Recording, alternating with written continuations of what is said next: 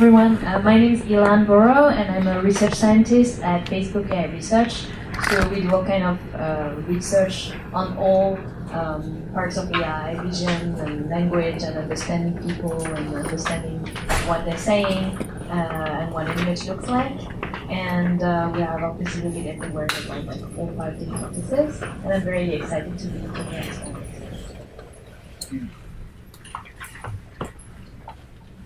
Hi, my name is Rashida Richardson. I'm Director of Policy Research at the AI Now Institute right across the street at NYU.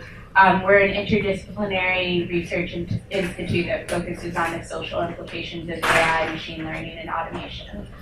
So those are some of the issues that I'm going to be talking about on this panel, and I have a focus in policy.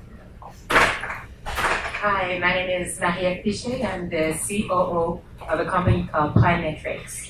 Pymetrics is a company that uses artificial intelligence to help with job matching, and so therefore to better predict people's performance in the job based on behavioral data. That's what we do.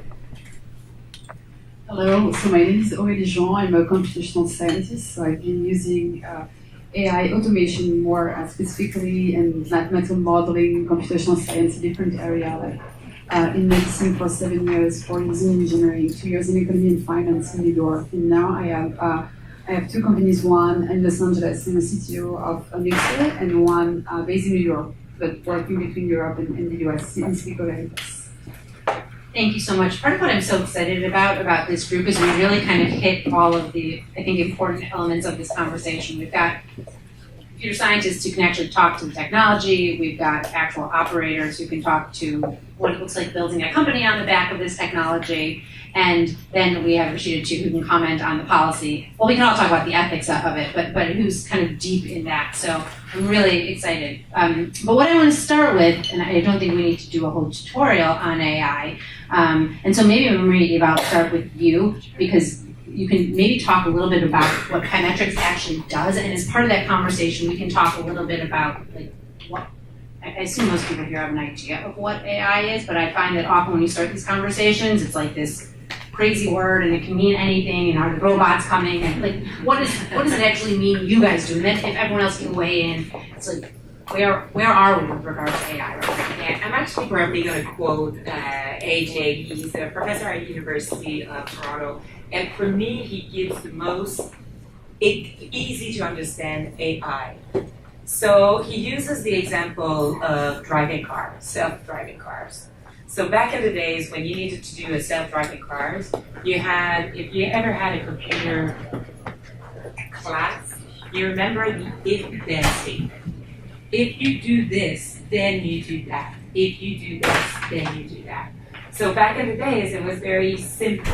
So the application, you could actually use self-build driving model if it wasn't a manufacturer, and it was very compliant for this environment. Now with artificial intelligence, it's completely different. It's as if you have a passenger on your right side that looks at every move that you're doing and tries to predict every move that you're doing. So basically, you're driving the car, and the person beside you, which is the artificial intelligence, says, "Oh, I think she's going to turn right." And then if that's not that case, he learns by it. Well, the computer learns by it and corrects itself. And that's why we're saying it gets more and more intelligent as it goes along. And so that's what a little bit we are doing as well with my company. With my company, it's artificial intelligence recruiting. And the more you use this tool in order to help you predict what the job performance is going to be for somebody, the brighter the tool gets, and the more advanced and better the predictions can be. Because really artificial intelligence can be boiled down to a predictive tool. I'm hoping too that, well, now I'll open it up to anyone, talk a little bit more about kind of where we are and what is next. Sure. Science. So, yeah, of course. So, as you all know, I mean, AI is not new because it's been, created like in the 50s, obviously in the 20th century. But most of the AI is actually automation, which is like how you can actually automate any process. And then with prediction, like understanding phenomena. And then there is this other part that is what we're mentioning, machine learning, which is that, okay, you can either create like an algorithm, a model with explicit criteria to predict something, to understand something, Or you can also, in addition on top of it, you can also do some machine learning that you're gonna teach literally the algorithm to create some implicit criteria, based on experience, based on data. And so the status right now is that we have done so much more, like in the past 10 years, literally, I mean, so much more. And we're gonna do even more and more just because we have more capabilities, like computer capabilities, obviously. And we can also collect more and more data. I usually say that you cannot do AI if you don't have any data. So when people are coming to me and say, hey, I would love to do AI, it's okay, let's do data first. Let's look at the data you can collect, how you can actually analyze it, what you can get out of it. So I would say that we've done so much in the past 10 years that now I think that we really are in a new paradigm, where we think differently in every single job, because every single job is going to be touched by that, as you mentioned in your case, recruiting, but so many other fields. And so we need now, I think, to think more about how it's going to impact our job, how we're going to work around that, and how we can empower, ourselves, and how we can embrace the opportunities of AI. Yeah, we're definitely going to talk about the job piece. But first I want to kind of open it up, well, to all of you, but I want to talk a little bit about how we build these things and what that means. So when I think about this conceptually, and there are people, you two on either end, you know more than I do, so correct me if I'm wrong, but I think about this really in kind of two buckets. On the one hand, you've got building the tools, building the actual algorithms, and on the other hand, you have the data, right? Two primary components that go into this. And I want to talk about each in turn. I actually think that the data part is the harder question, and so let's just dig in. Rashida, why don't you talk a little bit about how you guys are thinking about the data piece and why that is so important? So I'm going to talk about data more as a problem, and hopefully you can be more optimistic.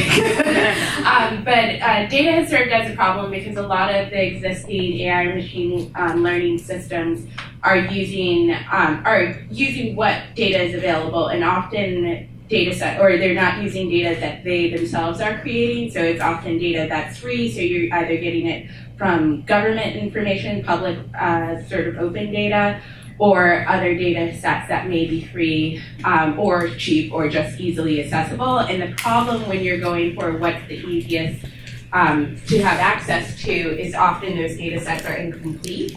And especially when you're talking about predictive systems that are making predictions about an individual based on group information, and that group information does not include everyone or has major gaps in certain areas, it can lead to a lot of disparities. So some of the work that we've been doing is around AI and bias issues in data feeds into that, because a lot of the times when you do have those gaps of information or just disparities in who is represented in the data set, it will then sort of replicate those in the outputs.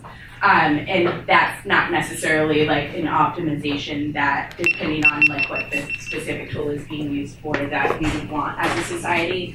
And I'll stop there so I don't. Can you give an example? Why don't you give an example? Maybe Compass, or whichever one you want to talk about.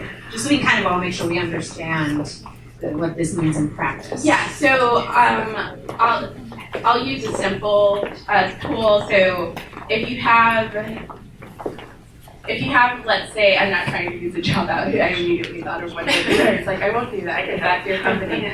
But let's say you have a tool that's predicting who is most likely to purchase an item. And the data set only has consumers from like a metropolitan area from ages 18 to 30, but it's predicting for the general population, then it may produce outcomes that's not going to necessarily capture what a baby boomer may be interested in.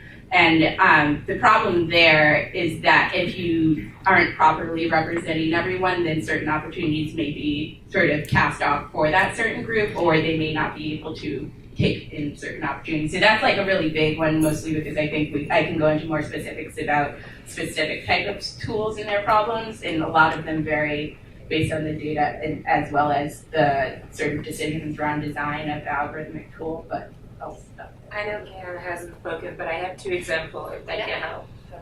So basically in HR recruiting, it's really important for us to have the right data to actually do the right job performance. This is one of the most fundamental things. So the first thing is we actually started looking at which data actually helps and which one is correlated with good job performance. And one other thing, traditionally, you actually look at the resume and job experience. When we looked at resume data, the correlation was very low. So meaning like, if you look at job experience and the job performance of somebody, it's really, really low. One thing that actually predicted it very well was neuroscience behavioral data. So your tolerance for risk, your attitudes, are you more creative or not creative? Like, who are you as a person? And when we used this, our model went through the roof, and our prediction of which job performance was right. So job experience, although we think was the right thing, when we started testing it, was not relevant as well. The other thing that we do on a regular basis, and one thing that we say is you've got to check your tech. Your technology is just as good as what the input you put in. So for example, if you want to predict who's going to be the next CEO, and you start like putting a bunch of data in there, including first name, or you're going to find out that John is actually the best predictor of who's going to be the next best CEO. And I think we can all agree that when you start checking this, then there you've got a big skew versus men. And you're just like, this doesn't make any sense. And one thing that we find out is when we actually take the name out, then the prediction of our model started going up. So when we're looking at all of the elements that helps us actually predict who's going to be better in their job performance, any of the elements that was increasing the bias towards a socioeconomic background, towards a gender, towards any type of ethnicity, actually made things jump to the roof. And when you took those out, the prediction model became much, much stronger. So what you're mentioning, Mary, is very important for you to understand. It's what we call a bias. There are two different kinds of biases. One that is explicit bias, which is, okay, I decide to use the first name in the set of criteria. This is explicit one because it's an explicit criteria. Or there is an implicit bias from implicit criteria, which is when you actually train your algorithm of recruiting on the data on the past 10 years, well, you're going to reproduce the biases from the past 10 years. So it's very important to separate those two when you think about technology and how you can use AI in your jobs, in your fields, to make prediction, explicit versus implicit, and how you can tackle that to make it fair. So something that's important to note is that even without taking into account even without limiting ourselves to this context of how the data that we get can be not representative of what it's going to be used for, it's more generally in all research on AI, it's a very important problem to train a good algorithm that whatever you train on is the same as whatever you test on. I mean, no matter whether you're just doing like image recognition or actually something socially relevant, if what you train on is not the same as what you test on, your machine is going to do something weird. And actually, it's a problem that has been studied for a long time because often, in a way, it's not a good idea to like anthropomorphize machines and algorithms, but in a way, if you give some data to your machine and you want it to learn something smart, it's always going to like cheat it as a way to do it more easily. So it's not actually learning what you think it's learning, it's taking advantage of what's in the data to try to find shortcuts, like we draw an example. So there's a very famous computer vision example that we had a data set and to recognize categories, and the ones who were doing best at was obelisk, which is just this like long monument that's very tall. But actually when you look at what the model is doing, you see that what it was doing is just that given that they were so long, all the images had been tilted diagonally, so it was recognizing a black triangle on top, which is not really what we think of, it's just an artifact of the data. So there's a whole branch of researchers that are trying to study what is it that your model is actually learning, which is hard to do because if you just focus on performance on your training data, you can think that you're doing great, but it's actually not doing what you think it's doing. And so, for example, in our research group, we have a bunch of people who are trying to look at whether you have what's called clever hands effect, this horse effect. So clever hands were the horse in the 19th century, I think, who people who were very smart because he could add numbers. You would say 4 + 2, and then he would stop when you would say 6. And then people realized that actually he was just reacting to cues from the crowd, because whenever the right answer was coming up, everybody was like rising or doing something, and he would pick up on this and just have this whole sense of going, okay, that's the right answer. We never knew how to count, we just reacted to the reactions. So what we're trying to do when we train models is, are they actually learning what they think they learn, what we think they're learning, or they're just learning something else? It's actually very complicated, but very important that many people are looking at that. That's really interesting. And that actually gets us into the other piece, which is how you build the models, how you write the algorithms, and who is building that. I'm going to get back to the data because I also want to talk a little bit. It's fine. But I turned it off back. The robots. The robots are coming. I want to talk a little bit about two things. Actually, let's stick with the data for a second and then get to the algorithms. I think it'll flow a little bit better.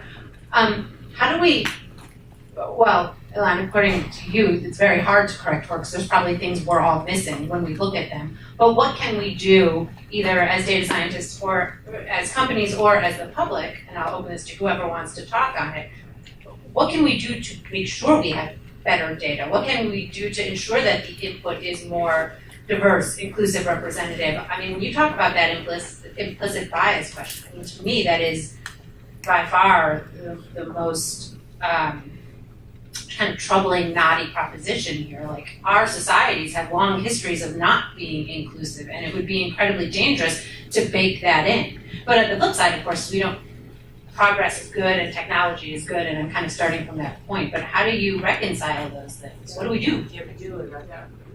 So there are different things we can do, and there are things that we should try. First of all, I love the quote from Katie O'Neill, who says, "In data science, there is science."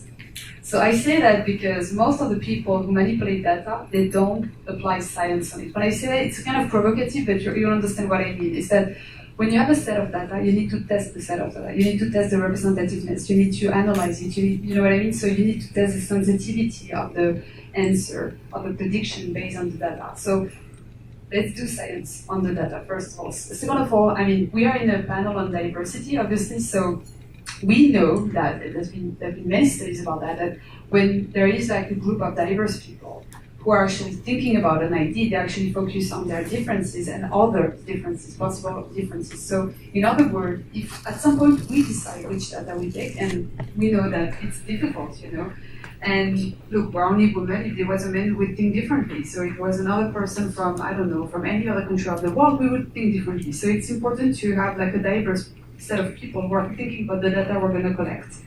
And then there is something that I love, two things. First thing is that all of us, as users of technologies, many technology discrimination, like biases, were caused by users. So you need to understand the process so you can better have a critical stance. When you use a technology, say, I think there is something weird, because we saw that, This, and also something that I would love people to try, because I really believe in that, it's the idea of open data.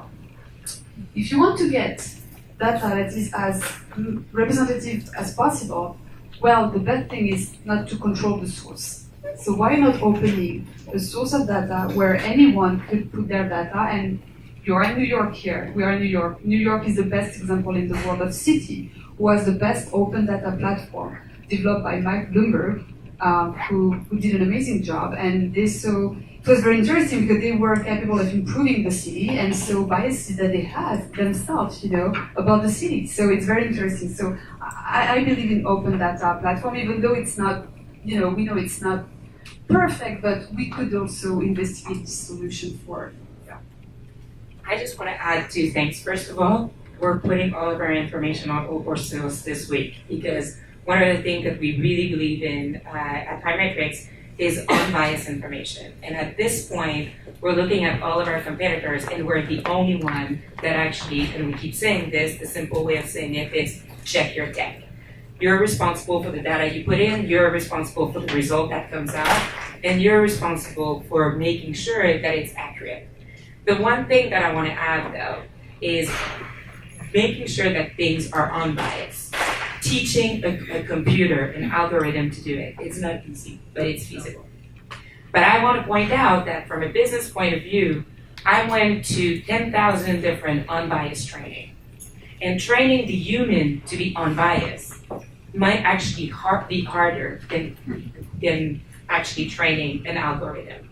So as much as we are scared sometimes of the technology introducing bias, we can control it, we can educate it, we need to audit it, we need to make sure the data is accurate in there. But we have to realize as well that we need to train the human, because the human is also introducing lots of unconscious bias when they actually do things. And sometimes it's easier to actually hack the computer and train them to do the right thing than to actually train the humans there. So on the contrary, I think technology can be sometimes our best friend there. Okay, I guess I'm gonna do the negative one here.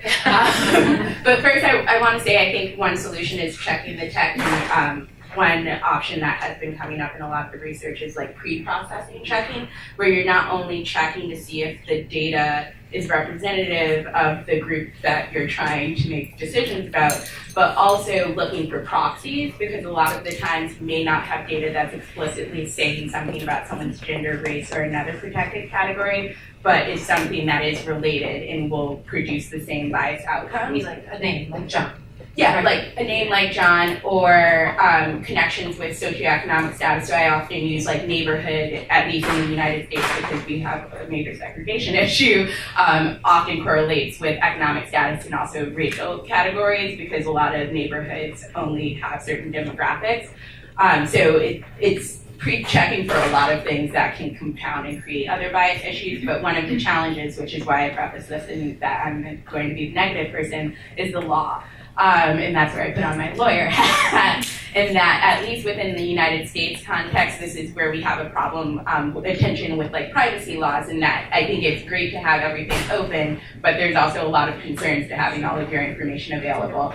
And then also there's problems around, we have equal protection laws here, so some information you may be able to share in a generalized format, but you may not get specifics to the data about gender, race, or other categories that you would want to know to adjust for bias. That may not be possible because if laws prohibit either through privacy or equal protection laws from gathering information. And then even in an international scope, I know at least in France, like there are laws barring from the collection of race and ethnic data. And there's other countries, which is a huge issue. So it's, I think, we're sort of in a position where there's lots of opportunities for correcting for bias, but unfortunately a lot of our laws and policies, though well-intentioned, because privacy is an important thing, like disparate impact and treatment is a bad thing, but because of those laws and policies, whether good or bad intentions, are going to sort of hinder some of the easiest and best options for cleaning the data or making or unbiased the data.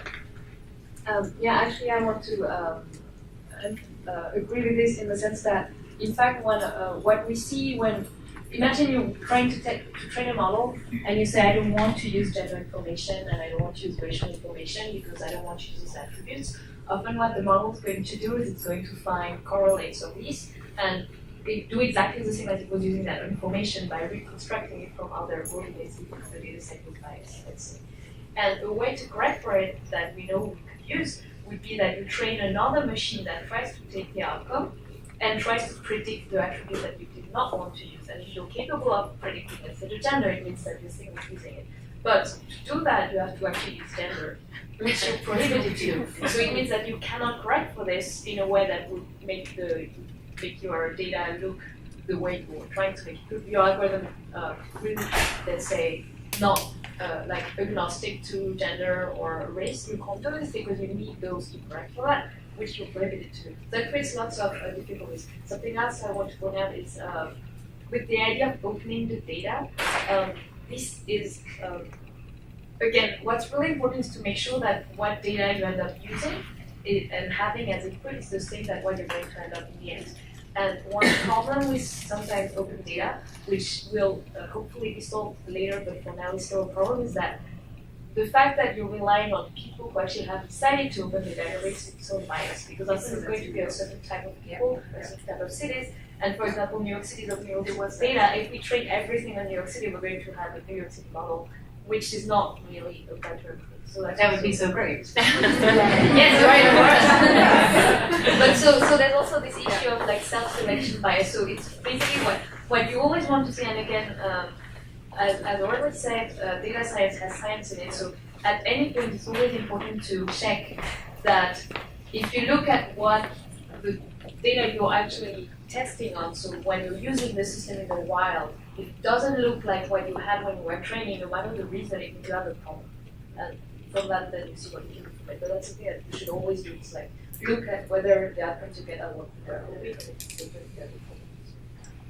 Okay, so I think that's actually a good place to turn and talk just a little bit about actually building the algorithms, like what you feed the data into and who's building it. And again, right now you've got a panel up here of all women, but if you were to actually look in most of the companies at who's building the algorithms, it is not, we are not representative of what that looks like usually. And as with building anything, I would, start from the kind of baseline that it's incredibly important that the people building the tools actually have diverse backgrounds, diverse points of view, et cetera. I'm hoping you guys can talk a little bit more specifically about building the algorithms, what goes into it, and why it's so important to have people of all kinds of backgrounds on that side of the equation.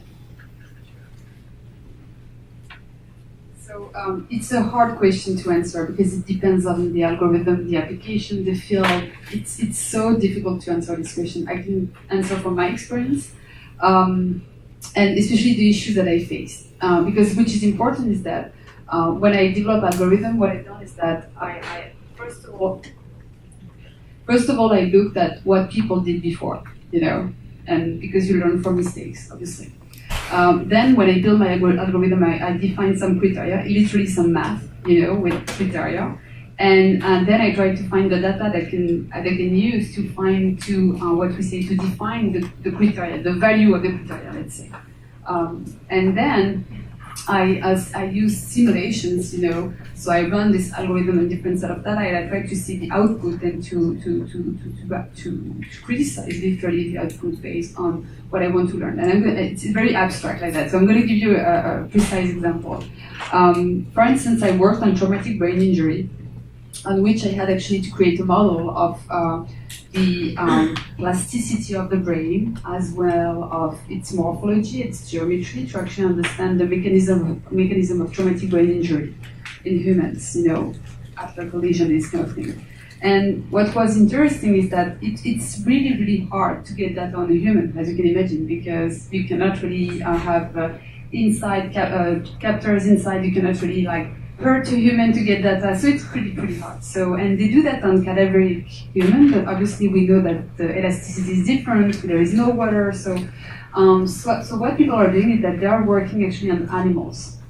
They're doing tests on animals. It's not, we don't hurt them, no worries. They are sleeping and they're under anesthesia, but we do tests on animals. But in reality, the parameters that you're gonna find for animals they cannot be the same as the one for humans. So you introduce a huge bias in your model, okay? So because of that, actually, I worked a lot with medical doctors, neurosurgeons, who helped me to actually unbias my model. You know what I mean? And when you work with those doctors, they don't understand the data science point. They just look at the outcome and say, this is what I see, this is what I don't see. So you need to teach them. And that's why, to me, it's a unique opportunity right now to work together. I've been working with surgeons, medical doctors, traders, analysts, when I was working in economy, journalists, because I did some AI in journalism at Bloomberg. So, you have to work with those people because you have to teach them what you're doing so they can better feed you with their knowledge and how you can actually unbias your model. But still, I think it's really hard to develop an unbiased 100% model. It's really, really hard, and you need to always criticize what you're doing on a daily basis in this model as well on the data, because it's, I can talk about the application that we do, which is easier than your problem. For us, it's about job performance. So how do you predict if a person is actually going to be good in the job? Well, do you trust the manager's point of view? Usually not. You actually go to the people that are actually doing the job and see which behavioral data they actually have. And then you have a sense of population which is actually performing to the level you want them to perform, and then you're able to compare it, build a model based on that, and compare it to another set of information. So it becomes a little bit easier to actually do that. And to your point though, you always have to check it. You have to check it. We have One of the reasons why all of this for us is actually automated, but we still have somebody that goes through and makes sure that it's not introducing bias, and we have a set of criteria which is legal compliant, but just as well as going above and beyond to make sure that it's compared to the baseline. So it's an industry which is a little bit easier to mix it. Well, I actually handed it off to you because I was like, I love explaining this. I'm not a computer scientist. But I think the most basic thing to understand is that there's tons of preferences and values that are being embedded in any type of system that's being developed because it's being developed by a human, and we cannot take our own implicit or explicit biases out of anything we do. So just understanding that there are choices that are being made, even with this making the decision about what is the purpose of the system. And I think you just need to interrogate at each point, but the importance of having different viewpoints in the room or different people is really important. And the example I wanted to give, which some people may be familiar with, is Google was in the news because their facial recognition algorithm was categorizing Black people as gorillas, but one of the things that isn't always pointed out is that there were other correlations that were excluded from the program. So it was kind of like people don't want to be labeled as a pig because that's offensive. So there were conscious choices made when designing that facial recognition algorithm to know that certain things would result in labeling that would be offensive. But the absence of other voices in that room is where you don't get the oh, maybe someone would be offended by being labeled as a gorilla. And then you sort of have the back end piece of when it was actually fixed, all they did was take out gorilla from the options, not actually go back, interrogate the system and see why that created the match in the end. So it's you just need different voices and different people at the table at all parts because it's almost impossible to, I'm more pessimistic, so I'll say it's almost impossible, but it's just very difficult because you don't know what you don't know, and none of us are able to check all of our biases to fix everything. And something I want to say too is not so much what type of algorithm you're using, but when you have an algorithm that you're training, what it's going to learn really depends on what you put in, what you're trying to optimize. So let's say you say, I want my algorithm to predict this, let's say job performance. And then you say, well, I don't want to be using that, and then you can put in the objective function itself. When you're training, you can say, I also want this type of fairness. And that's where actually it's not about the algorithm, it's about what you decide to put in this. Because if you think about it, we talk about fairness, but there isn't one type of fairness. There are actually many different operating definitions of fairness that are appeal to different types of people. So for example, fairness can be defined as equality of outcome, or fairness can be defined as equality of opportunity. And if you do one or the other, you're going to learn different things. And somebody has to decide at some point, this is the type of fairness I want, and this is the trade-off I'm going to make. And it's going to perhaps not look as fair to someone else. In general, when we talk about moral values, there are different trade-offs because there are several values that are desirable and often they're at odds with each other. So somebody, and it's not the machine going to do that, it's somebody, the human somewhere, or a set of human, or a bunch of people has to decide this is the trade-off that we're going to be behind. And so whatever they decide at that moment before training the machine or after training to correct it is what the machine is going to do. So it's not about the algorithm itself, it's about what you try to optimize for what the objective you're after. And this is a decision made by people. So in a way, people talk about, when we see in the media talks about how algorithms are biased or anything, usually it's not so much the algorithm, it's about what we decide to train on and how we decide to train.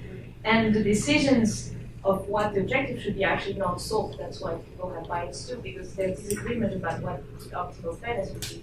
And so in a way, the algorithm is just making more salient because you have to explicitly say, this is what I'm going to shoot for, this is the trade-off. And this is a really hard question because there is a wide disagreement on this. So that's where the diversity of people designing these things is important because we want this to be inclusive of everybody to be able to say what it is that they're looking for fairness, so that it's not just a bunch of engineers somewhere who just decide this is fair. It strikes me that it's incredibly important that there's an education element for the people building the algorithms, and that it's ongoing as well because we're in a field where the technology is rapidly changing, but also, these conversations are still fairly new. They're starting to happen, but do you guys know of any efforts, or do you think there should be more or less or whatever, around efforts to ensure that the people who are building these things are continually learning about these issues? And There's a lot of the tech companies. So I work for Facebook, and Facebook is part of this bigger organization called Partnership on AI with Google, Microsoft, DeepMind, all other AI companies that are trying to make sure that AI is used for social good and thinking about this question. As you mentioned, these are very new concerns and like examinations, and they're going to require not only diversity of people background, but also diversity of expertise in terms of who is. We need social scientists and psychologists, and not just computer scientists. So all kinds of people from all backgrounds think about these questions. So there is these early efforts to try to set up something to ensure that we are looking at what we're building before it gets out of our hands, and like proactively do this. So the big effort. So I would add two things that are, to me, are very, very important. Until the mid-20th century, every single scientist was a philosopher, and every single philosopher was a scientist. It's not the case anymore, and I think it's an issue. So you can find many reasons for that. We're not going to debate about that right now, but I believe that we, as scientists, we should be again like philosophers, and because we need to understand the impact of our work, what we're doing on a daily basis. And philosophers, I have a good friend of mine who is a philosopher, and he told me, I don't want to be a philosopher anymore in academia because I'm not a scientist. I don't understand the world. You see, so it's very interesting. So there is, for me, a very important component, philosophy. And the other point is that it's very interesting, Julie, you said, and I know what you mean by that when you say, so what should we do? So developers, scientists are doing things well.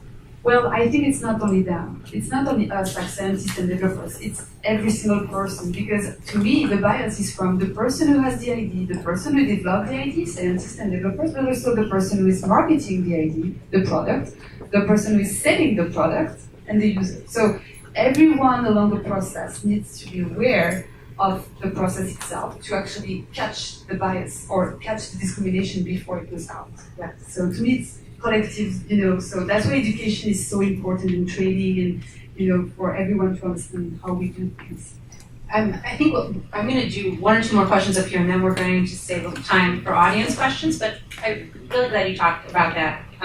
Well, I asked about that, so I'm really glad you talked about that. But even more, I mean, beyond education and beyond, I think it's a really great point that there are so many. It's not just the data scientists who matter in this equation, but there's also a real role for oversight, researchers, journalists, fresh eyes looking at these things, and that to me actually feels incredibly optimistic about how we can better get this right. So I was hoping that you guys could all weigh in a little bit on where you think we're getting it right, or where things are headed in the right direction. And also to that end, I don't actually know if there's an answer to this, but are there places where you see AI actually helping to solve, and I think that Hymetrics has an answer for this, but where you see AI helping to solve some of the problems we have around diversity, just the problems we have around diversity, period, that might not be related to technology specifically. So in other words, let's end, give me some optimistic point of Rashida. Well, maybe because I'm not a scientist, so. I think, we talked about this a little bit. I really do believe that AI can be one of our best friends to actually solve some of these unbiased issues. One of the, there's several different companies, Dexio is one of them, basically that goes through, if you're posting a resume and you want to make sure that it will appeal to any type of gender and ethnicity, they actually go through the wording that you're using and determine if it's gender-friendly, ethnicity-friendly, and socioeconomic friendly. So it's much better than the human to actually go through it. Same thing with salary equality. I can't remember the name of the company, but basically you enter a bunch of different factors, and they can actually go through it and say, okay, whether it's a man or, if two people are doing exactly the same job, having the same salary is easy. But we know this, when you're thinking about a school teacher versus a banker, the delta is so huge. So how do you actually make sure that the salary are actually equal for things that are actually equal? Again, artificial intelligence is not perfect, but what it does, it can process much more information than human can actually do. And it's much brighter than we are. We need to be on top of it. We need to check our tech. We need to basically make sure that it actually is powerful. But I also really do believe that it can be our best friend in finding the solution. And one last thought. One of the things that we talk a lot about is the future of work. And the future of work, people are scared that the technology is going to come around and that AI is going to, alleviate all of the different jobs that are out there. Well, when you look at the different statistics, in 1850, 2 out of 3 jobs were either in farming or manufacturing. And right now, today, 1 out of 10 is actually in farming and manufacturing. And so therefore, the job of tomorrow are probably jobs that we don't know about yet. They have yet to be created with the technology that we have. And so that's why, another reason why I'm thinking AI can actually help us with all of this, because if we are on a panel talking about how we can take bias out of those algorithm and artificial intelligence that we're building, at least we can do it with a conscious mind of making a difference. So I think these conversations are actually very important. That's my optimistic. All right, great. We're gonna. I have a special question for biometrics. I'm not convinced, only because if you're using things like job performance, a lot of people of color are not even allowed and hired at their best capability. So if we're doing this pass thing, how is that going to solve this problem? So if I may, for 2 seconds, I want to quote for everybody an example for Unilever. So Unilever was one of our best clients, our first clients. And I call that empowering the long tail. So I'm going to try to do it very quickly, and I'm happy to stay behind. So one of the things that you do, and the best example that I give is Netflix. Before Netflix, you used to go to Blockbuster and rent all of the big budget movies. So you would have a limited choice. And in order to choose that blockbuster movie, you would say, oh, John the vendor recommend XYZ. And then you would rent 3 of them in a hoping that one of them was gonna work. And so when Netflix came around, it actually completely revolutionized this. Not only did you get your movie in the mail, but you actually were able to select from multiple more movies. But the problem that you had is you had much more options, but you didn't know which one was gonna work for you.